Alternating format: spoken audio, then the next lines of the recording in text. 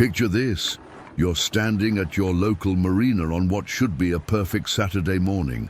The sun is out, there's a steady 15-knot breeze, the kind of conditions that would have had boats fighting for position at the starting line just a decade ago. But today, silence. A handful of sailboats sit motionless at their slips, their sails still covered, their owners nowhere to be seen. The race committee boat that used to be out every weekend is collecting dust. The trophy case at the yacht club hasn't seen a new name engraved in years. If you've noticed this, you're not imagining things. Something is fundamentally broken in American sailboat racing, and what I'm about to reveal might shock you. This isn't just about fewer boats showing up. This isn't just about an aging demographic or economic pressures. What's happening right now is far more serious, and the implications reach deeper into the fabric of our sport than most people realize. There are forces at play, some obvious and some hidden, that are systematically dismantling one of America's greatest recreational traditions. And here's the part that should terrify every sailor watching this video. If we don't understand what's really happening, and I mean really understand it, not just the surface-level explanations everyone keeps repeating, we're going to lose this sport entirely within the next generation. But there's something else. Something I discovered while researching this video that changed how I see the entire situation. A pattern that connects everything from marina economics to social psychology to generational shifts in how we perceive leisure time.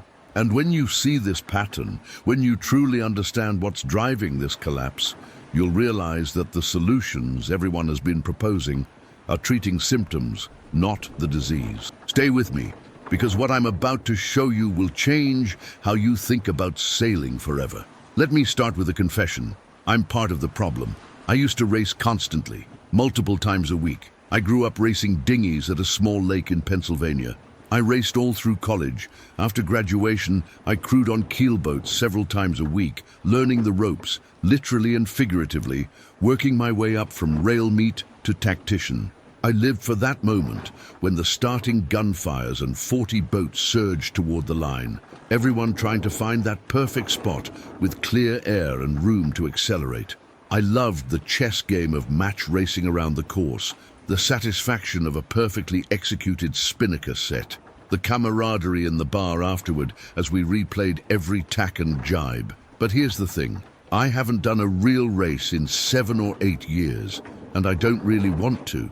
That's the part that bothers me most. It's not that I can't race. I still own a boat, I still have the skills, but somewhere along the way, sailboat racing stopped being something I looked forward to and became something I actively avoided. And I'm not alone. Thousands of sailors across America are making the same choice. We're voting with our feet, or rather with our absence. And before you dismiss this as just one person's experience, let me show you something that will make the hair on the back of your neck stand up. Go back with me to the 1970s and 80s. Sailing wasn't just popular, it was everywhere. Marina parking lots were full every weekend. Yacht clubs had waiting lists. One design fleets had so many boats that they had to split into multiple divisions just to make the starts manageable. I'm talking about 40, 50, sometimes 60 boats in a single class at a weekend regatta. The sport had penetrated into middle-class American life in a way that seems almost impossible to imagine now. Families who weren't wealthy, just regular working people, owned sailboats. They raced them. Their kids grew up on the water. Sailing was accessible. It was aspirational, sure, but it was attainable. You could work a normal job, save up, buy a used boat, join a club, and be racing within a few months. The barrier to entry existed, but it wasn't insurmountable. Fast forward to today. We're down to approximately 3.5 million recreational sailors in the entire United States. And here's the critical part that most people miss. Only a tiny fraction of those sailors are active racers. We're not talking about half or even a quarter. We're talking about a small percentage, and that percentage is shrinking every single year. Local race fleets that used to have 30 boats now struggle to get 8. One design classes have simply vanished from entire regions. When was the last time you saw an active laser fleet?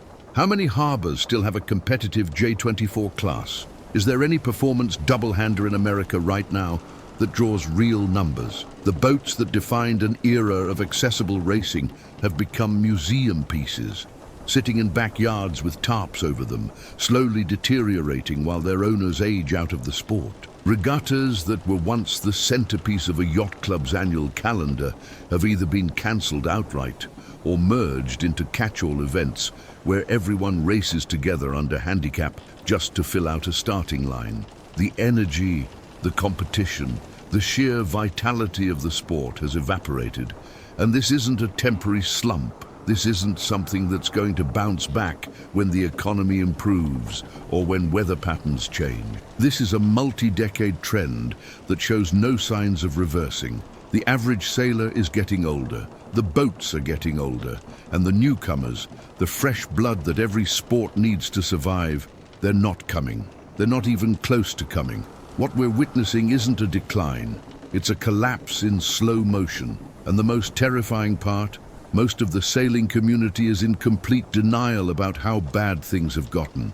Now, everyone loves to point at one obvious culprit: money. And yes, the cost of sailing has exploded, but it's not just that things are more expensive, it's how much more expensive they've become relative to what people can actually afford. Let me give you some numbers that will blow your mind. In the 1980s, you could buy a brand new Catalina 27, a legitimate racing boat that could compete in PHRF fleets, for about $15,000. Adjust that for inflation, and you're looking at roughly $55,000 in today's money. Not cheap, but achievable for a working family that saved and prioritized. It was the kind of purchase you could justify. You could see the path to ownership. Now look at today. A modern 27-foot racer, something like a Beneteau First 27, will cost you over $110,000 just for the base boat. No sails, no electronics, no safety gear, no trailer, nothing. Just the hull, deck, and basic systems. And that's before you make it regatta ready, which will easily add another $20,000 to $50,000, depending on how competitive you want to be. But it gets worse, much worse. Let's talk about sails, because this is where the economics become truly insane. Back in the 80s, a full racing suit for your Catalina 27 might run you $2,500. That's about $7,500 in today's money. Expensive, but manageable. You could budget for it. Today, a comparable set of racing sails for a modern boat will cost you $10,000 minimum. And if you want high-tech laminates, if you want the materials that will actually let you compete against serious racers, you're looking at $15,000 to $20,000 or more. And here's the part that nobody talks about. Those sails don't last. If you're racing seriously, if you're trying to be competitive, you need to replace them every 2 to 3 seasons. They stretch, they lose shape, they become a handicap. So that's another $5,000 to $10,000 every couple of years just to maintain your competitive edge. Marina fees have followed the same trajectory. The old rule of thumb was $1 per foot per month. For a 27-foot boat, that's $324 a year, totally reasonable. Today, you're looking at $12 to $15 per foot per month in most decent sailing locations. That's $4,000 to $5,000 per year just to tie your boat to a dock. Add insurance, which has skyrocketed due to increased storm damage and liability concerns. Add maintenance, because boats don't take care of themselves. Add bottom cleaning, which you need to do regularly if you want your boat to perform. Add regatta entry fees, which have tripled in many places. And all the incidental costs, the shackles that fail, the lines that need replacing, the electronics that break, the beer you buy for your crew after each race. You're easily looking at $8,000 to $12,000 per year in ongoing expenses. And that's for a modest boat. If you move up to anything larger or more competitive, those numbers double or triple. For the average American family, this is no longer remotely affordable. It's not even close. We've priced out an entire generation of potential sailors, and then everyone wonders why young people aren't racing. But here's what's really insidious about this situation, something that most people completely miss. It's not just that new boats are expensive. It's that the entire economic model of the sport has shifted in a way that makes it nearly impossible for normal people to participate at any level. You might be thinking, okay, new boats are expensive, but there's a massive inventory of older boats out there, right? Boats from the 70s and 80s that were built in huge numbers. Catalina 22s, J24s, Pearson 30s, Ericsson 27s. You can find these boats for $5,000, $8,000, $10,000. Some of them are even cheaper. In theory, this should democratize the sport. In theory, anyone who wants to race should be able to find an affordable boat and get started. But reality is far more complicated and far more cruel than that simple logic suggests. Here's what actually happens when you buy that $8,000 boat that seems like such a great deal. First, you discover that it's 40 years old. The chain plates might be corroded. The standing rigging is probably original, which means it's a failure waiting to happen. The sails are stretched out beyond recognition, assuming they even exist. The electrical system is a mess of corroded connections and outdated technology. The engine, if it runs at all, is inefficient and unreliable. The through hulls are questionable. The deck has soft spots where the core has delaminated. Every system on the boat is at or beyond its design lifespan. Now, for casual day sailing, for putting around the harbor on a sunny afternoon, these boats can be fine. They float, they move when you put the sails up. But racing is different. Racing puts stress on every system. Racing requires that everything work correctly and reliably. Racing means pushing the boat hard in conditions that will expose every weakness. And here's the really problematic part. Some of these old boats are genuinely unsafe if you push them hard without doing serious upgrades. I'm not being dramatic. I'm not trying to scare you. I've seen standing rigging fail. I've seen chain plates pull out of the deck. I've seen old boats that looked fine at the dock come apart at the seams when pushed hard on a breezy day. So even though you bought a cheap boat, you now need to spend $15,000 to $25,000 on repairs, upgrades, rigging and sails just to have something that's competitive and safe. Suddenly, that $8,000 bargain has turned into a $30,000 to $40,000 project. And here's what kills the dream for most people. New racers don't have the skills to do this work themselves. They don't have the knowledge to assess what needs to be done. They don't have the tools, the workspace, or the experience, so they're forced to hire professionals, which multiplies the cost. Or they attempt the work themselves, get overwhelmed, and the boat sits in their driveway for years, slowly becoming another derelict that will eventually end up in a landfill. The promise of affordable entry into sailboat racing through used boats is largely a mirage. It looks real from a distance, but when you get close, it disappears. Let me tell you about the demographics, because this is where things get really dark. Sailing, and especially sailboat racing, is aging out. The average age of yacht club members in many places is now over 60 years old. Think about that for a second. 60 plus. In the 1960s, that average was in the 30s. The baby boomers built modern recreational sailing. They were the ones buying all those boats in the 70s and 80s. They were the ones filling up the starting lines, teaching their kids to sail, creating the infrastructure of clubs and regattas and one-design fleets. But now they're in their 60s and 70s. They're selling their boats. They're moving ashore. They're retiring from racing. Their bodies can't handle the physical demands anymore. And that's fine. That's natural.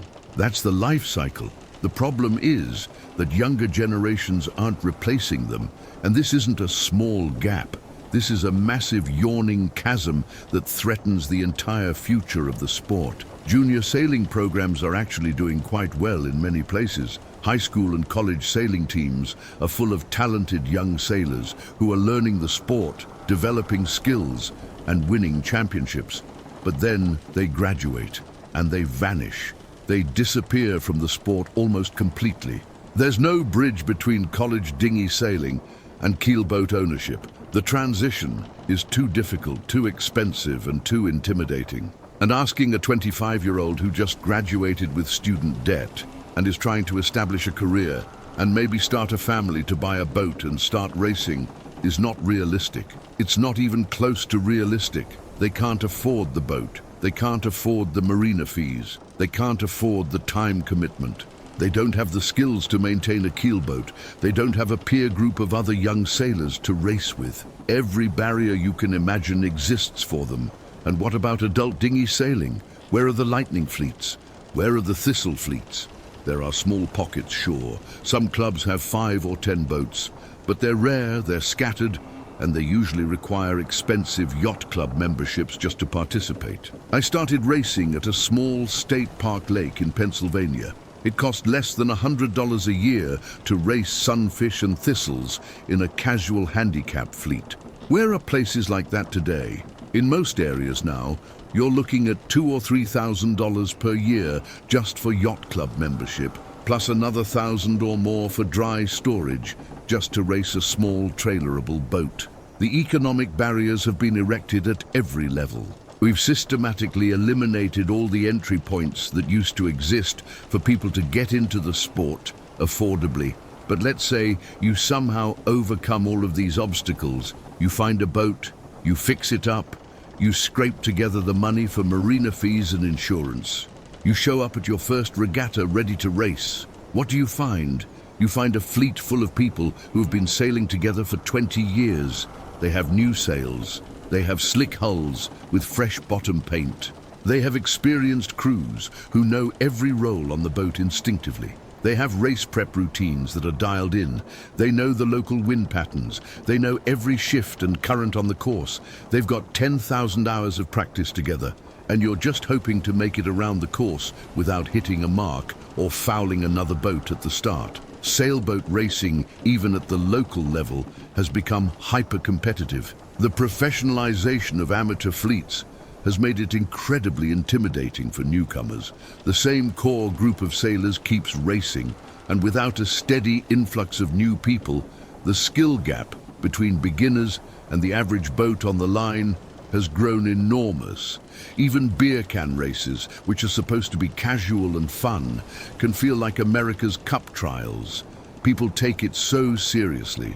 They yell at you for the slightest rule infraction. They protest boats over minor incidents. They obsess over their PHRF ratings and argue about handicaps for hours. The whole culture has become unwelcoming, and when people don't feel welcome, when they feel judged and out of place, they don't come back. It's that simple. Meanwhile, outside the sailing world, recreational boating is booming. Jet skis are everywhere. Wakeboarding is huge. Paddleboarding has exploded in popularity.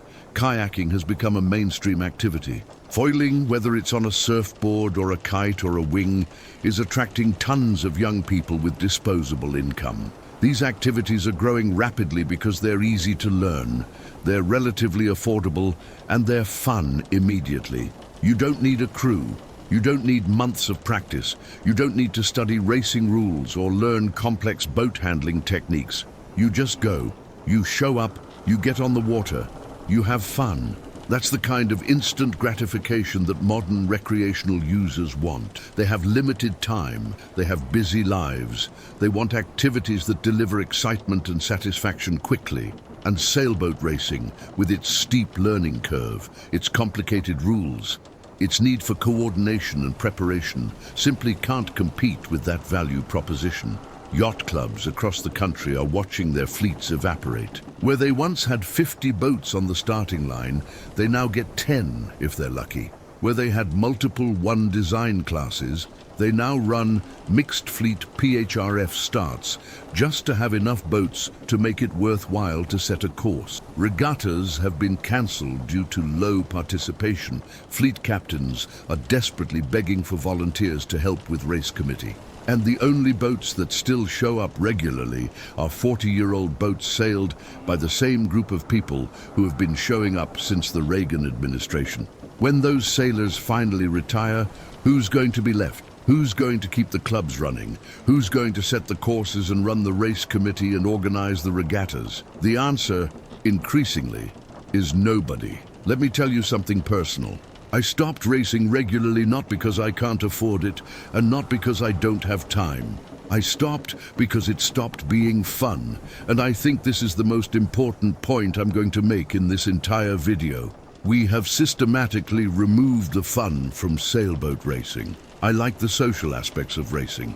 I like being on the water with friends.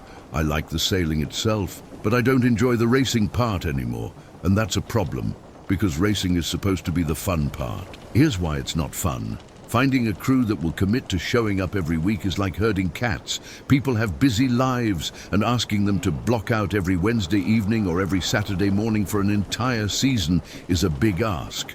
Then there's the boat prep. To be competitive, you need to spend hours tuning your rig, adjusting your sail trim, cleaning your bottom, checking every line and shackle.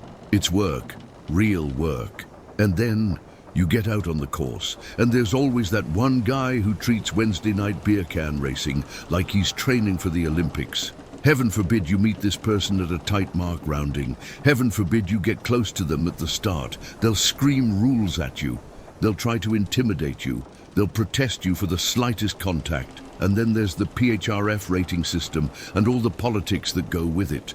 If you get a bad rating, no amount of skill or preparation will put you at the top of the fleet. You're starting with a handicap that might be insurmountable. Oh, and you need to volunteer for race committee duty, which brings its own set of stresses. Setting a good course, dealing with wind shifts, managing the starting sequence, scoring the boats correctly, handling protests. It's exhausting. Is sailboat racing a relaxing way to spend your time? No. Is it a good way to decompress after a stressful week at work? Not really. The bar afterward can be fun, but the race itself has become a source of stress rather than a relief from it. And I realized something. I have more fun just going sailing with a few friends. No racing, no stress, no arguments about rules or ratings, just sailing. And I think a lot of people are making the same calculation. We've forgotten that not everyone wants to win the regatta. Not everyone wants to spend thousands of dollars on carbon sails. Not everyone is hyper-competitive. Some people just want to feel the wind, see the other boats, make it around the course, and share a beer afterward. But we've made the sport too serious, too expensive, too competitive, and too difficult to join. We've optimized for the top 5% of sailors and completely alienated everyone else. But here's where I want to shift gears, because this isn't just a doom and gloom story. There is hope. Some clubs and communities are starting to figure it out. They're running fun races with pursuit starts, where boats start at different times based on their handicap and theoretically finish together. This makes the racing feel closer and more exciting. It eliminates the intimidation factor of a crowded starting line where one mistake can ruin your race. Some clubs are eliminating the committee boat entirely. No formal start line, no finish line, no official scoring. Just boats sailing a course together. Afterward, everyone meets at a bar or pavilion, and you give out t-shirts or flags to people who participate in a certain number of races. The emphasis shifts from winning to participating, from competition to community. And you know what? People love it. I participated in a Friday night fun series like this last year, and it was fantastic. It was the most fun I've had sailing in years. The pressure was off. Nobody was screaming rules. Nobody was protesting. We were just sailing together. And here's the beautiful part. It's a great format for bringing non-sailing guests onto the boat because they get to see other boats up close. And it feels exciting to them without being overwhelming. It's also a perfect stepping stone. If someone discovers they love it and wants to get more serious, they can move up to PHRF racing or One Design competition. But they start in an environment that's welcoming and fun rather than intimidating and stressful. This is what we need more of. We need to let the ultra-competitive sailors have their world. Let them argue about ratings. Let them spend a fortune on sails. Let them treat every race like the America's Cup. But we also need to create spaces for the rest of us who just want to sail together and have fun. We need to lower the barriers to entry at every level. We need to make racing accessible again, affordable again, welcoming again. we need to remember why we started sailing in the first place. It wasn't about trophies or ratings or expensive gear. It was about the feeling of a boat heeling over in a fresh breeze. It was about the beauty of sailing with other boats. It was about the community and the friendships and the stories we tell afterward. Sailboat racing is dying. That's the reality. But it doesn't have to die. We can save it. But only if we're willing to fundamentally rethink what racing means and who it's for. If you're a club officer, I'm begging you, simplify things. Create fun, low-pressure racing opportunities. Make it easy for newcomers to participate without massive investments of time and money. If you own a boat, invite someone new aboard. Teach them. Let them drive. Make them feel like they're contributing, not just ballast. Share your knowledge and your passion. And for everyone watching this video, understand that the future of this sport is in our hands right now. What we do in the next few years will determine whether sailboat racing survives or becomes a historical footnote. Because at the end of the day, this isn't about trophies sitting in a case. This isn't about who has the fastest boat or the newest sails. It's about moments. It's about crossing the finish line as the sun sets and the whole crew is grinning. It's about that perfect spinnaker set in Building Breeze. It's about the stories we tell over drinks afterward.